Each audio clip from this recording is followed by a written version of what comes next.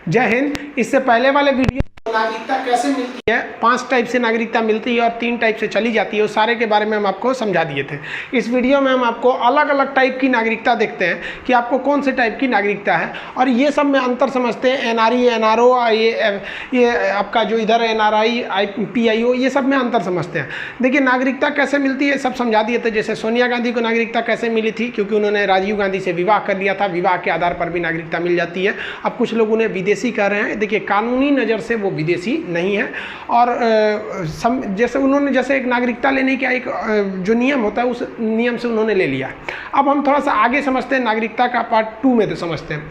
NRI किसे कहते हैं? देखिए एनआरआई का फुल फॉर्म होता है नॉन रेसिडेंट इंडियन। वैसा आदमी जो इंडिया में नहीं रह रहा है उसे हम नॉन रेसिडेंट इंडियन कहते हैं। इसके लिए कुछ शर्तें हैं।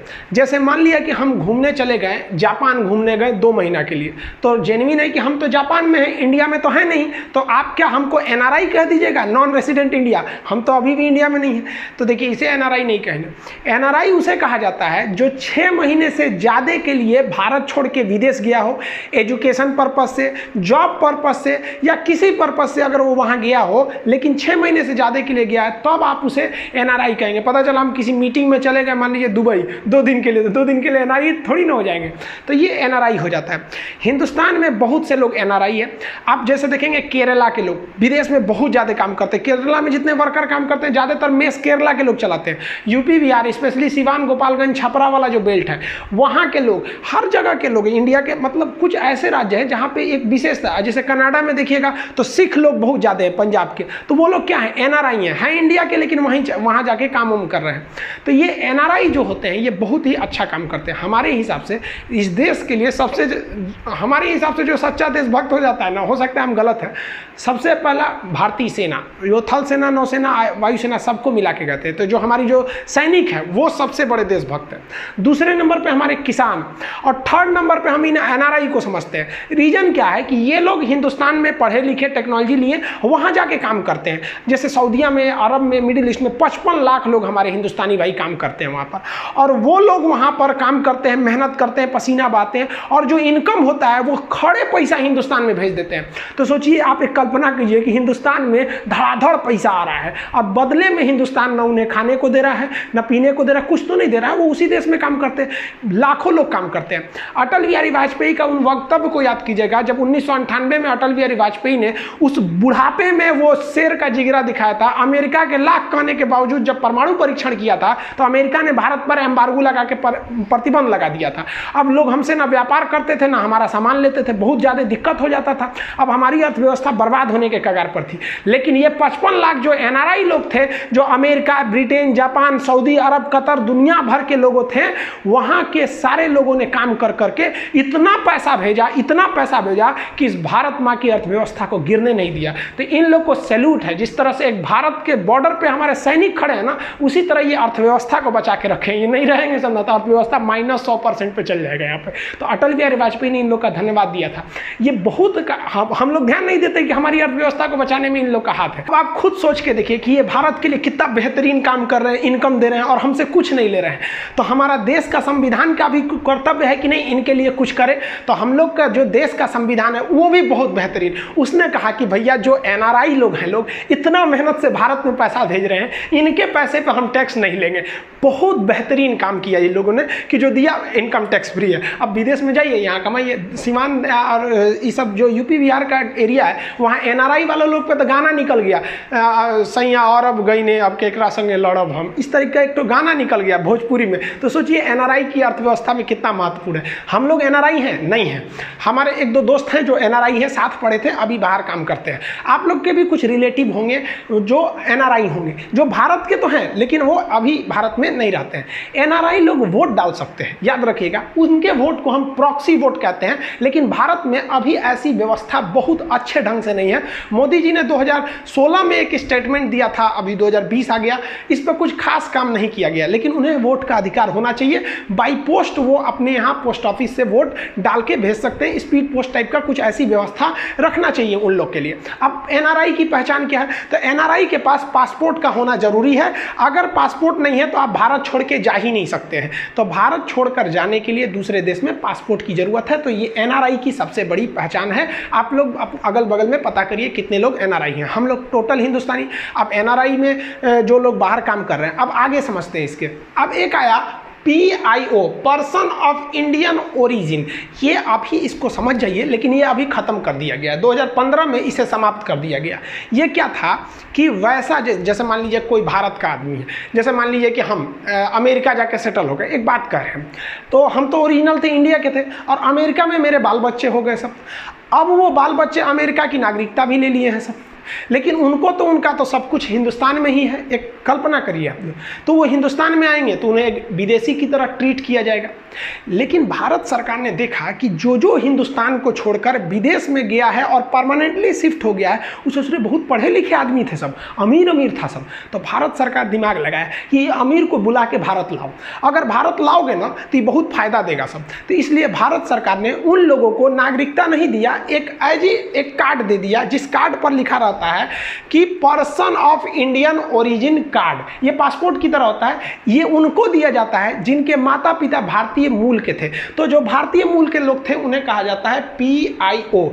इनके लिए एक समस्या ये थी कि जब ये भारत में आते थे तो इन्हें कोई रोक टोक नहीं रहता था। जैसे हिंदुस्तान से मान लीजिए हम अमेरिका से भारत आएंगे तो हमको क्या गहन जांच होगा, कहाँ के थे कहाँ नहीं। अरे बस सिक्योरिटी जांच हो जाएगा कि भाई कुछ गड़बड़ सड़बड़ सामान तो नहीं, अब अंदर आ जाइए, अब हिंदुस्तान में पूरा घूमे। लेकिन इन लोग के साथ एक समस्या क्या होती थी कि ये हिंदुस्तान में जहाँ मन वहाँ घूम सकते थे, लेकिन हर 6 महीने पर इन्हें अपना लोकेशन बताना पड़ता था जाके रीजनल ऑफिस में 6 मंथ पे। उसे हम लोग कहते थे FRRO, foreigner regional registration office. वहां जाके पुलिस स्टेशन में बताना पड़ता था कि हम यहाँ पे हैं, इस पर्पज के लिए हैं। तो इनके ऊपर एक एक्स्ट्रा वर्क रोल रहता था। लेकिन ये भारत में आ सकते थे, घूम सकते थे, और इनके साथ भेदभाव नहीं होता था। जैसे आप ताजमहल घूमने जाइएगा ना, या लाल किला, तो अगर आप इंडियन हैं तो आपसे कम पैसा लेगा, और अगर विदेशी है तो 5 गुना 6 गुना पैसा ले लेता है। आप बिहार के नालंदा खंडहर में घूमने जाएंगे तो 30-40 रुपया लेता है नालंदा विश्वविद्यालय, उसको तो खंडहर बना दिया उन लोगों ने। तो अब वहाँ पे इंडियन है, लेकिन अगर विदेशी है, चाइना से आए हैं, तो उनसे 600 रुपया लेते हैं। काफ़ी महंगा लिया जाता है। अब एक्यूरेट हमें नहीं पता है, बट ज़्यादा लिया जाता है। तो वो जो जिनके पास ये वाला कार्ड है वो तो इंडियन है नहीं, लेकिन उनको जब भारत बुलाया जाता है तो उनसे भी भारतीय की तरह ही ट्रीट किया जाता है। उतना ही पैसा लिया जाएगा जो जितना भारत से लिया जाता था भारत के लोगों को। लेकिन कुछ ऐसी चीजें थी जो इनको रोक दिया गया था, जैसे नहीं डाल सकते हैं, ना ही ये चुनाव में खड़े हो सकते हैं, कोई बड़ा सरकारी पद नहीं ले सकते हैं, जैसे राष्ट्रपति, प्रधानमंत्री, ये सब टाइप का पद नहीं ले सकते थे PIO। लेकिन इसे 2015 में खत्म कर दिया गया। खत्म क्या किया गया, एक इसके जगह नया नियम ला दिया गया। और नया नियम क्या था, जिसमें ये 6 महीने वाला रिस्ट्रिक्शन खत्म कर दिया गया। 6 महीने वाला रिस्ट्रिक्शन खत्म करके इसका नाम चेंज कर दिया गया। 2005 में वो इसको मर्ज कर दिया गया ओवरसीज नागरिकता में। अब इंडियन, देखिए अब OIC क्या है, तो इसे कहते हैं overseas citizenship of India. Overseas citizenship के पास भी एक पासपोर्ट की तरह का वो रहता है, उस पर लिखा रहता है ओवरसीज सिटीजन ऑफ इंडिया।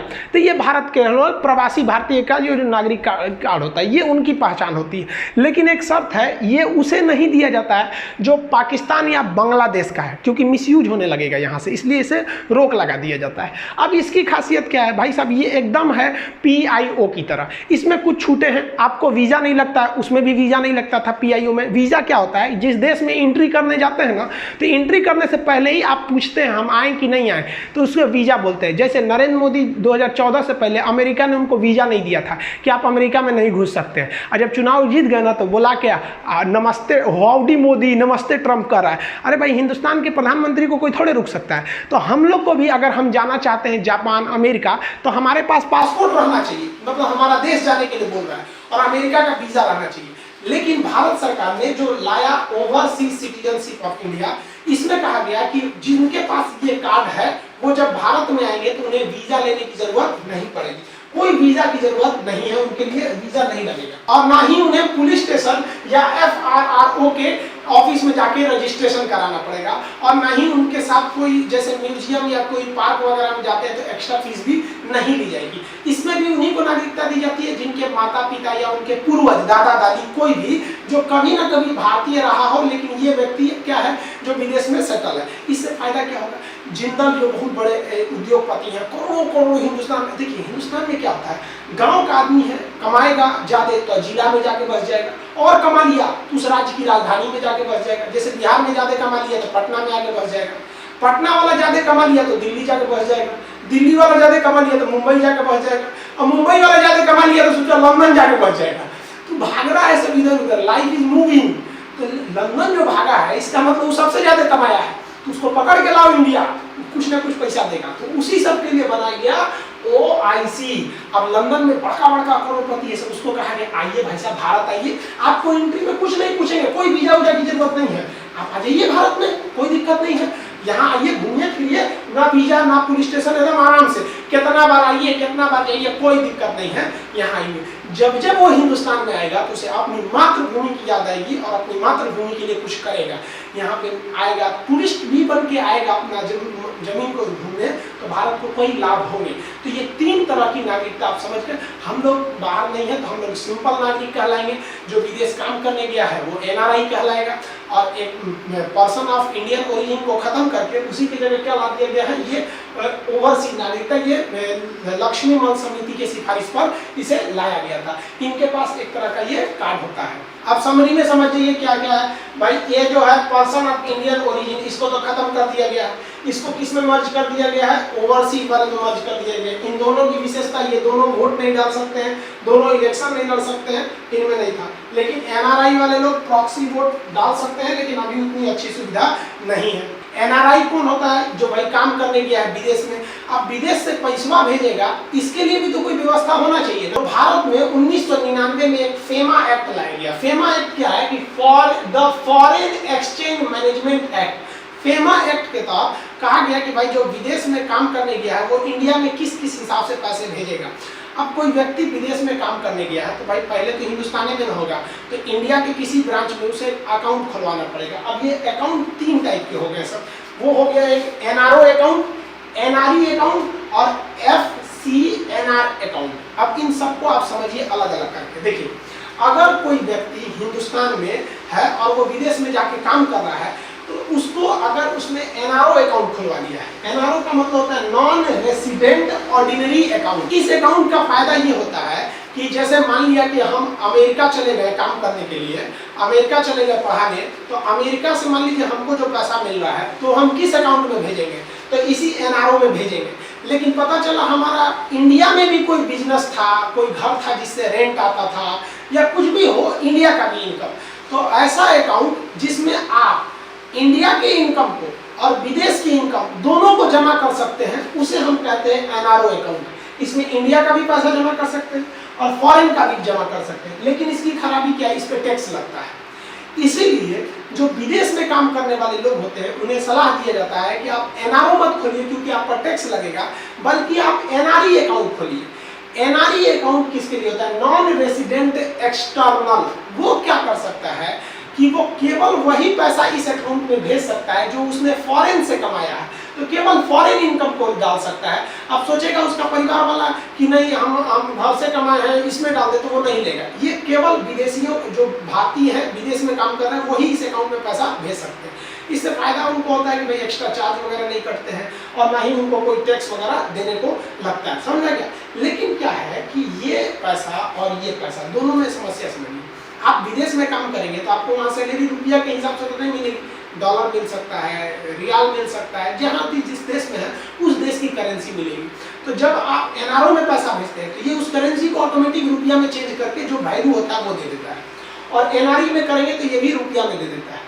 अब हम आपसे पूछते हैं कि एक पब्लिक जो NRI है जो विदेश में काम कर रहा है वो कौन, उसके लिए कौन सा अकाउंट अच्छा है, NRO या NRI?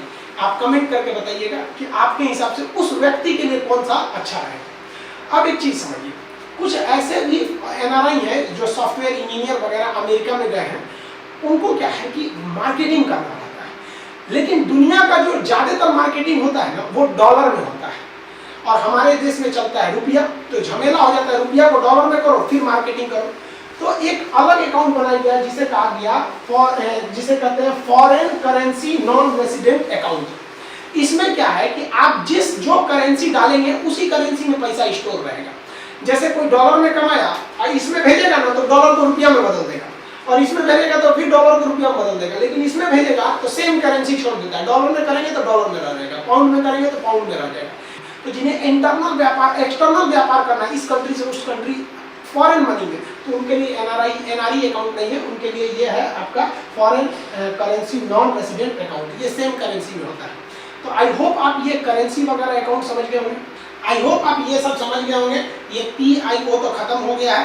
ये क्या है, एनआरआई लोग जो कमा रहे हैं उन्हें 3 तरह का मुख्य रूप से अकाउंट खोलने को मिलता है, और हम लोग तो नॉर्मल अकाउंट खोल लेते हैं। हम लोग को क्या पता है एनआरई अकाउंट में क्या होता है। विदेश से जब पैसा आता है ना तो उसके लिए एक कोड चाहिए होता है जिसे कहते हैं स्विफ्ट कोड।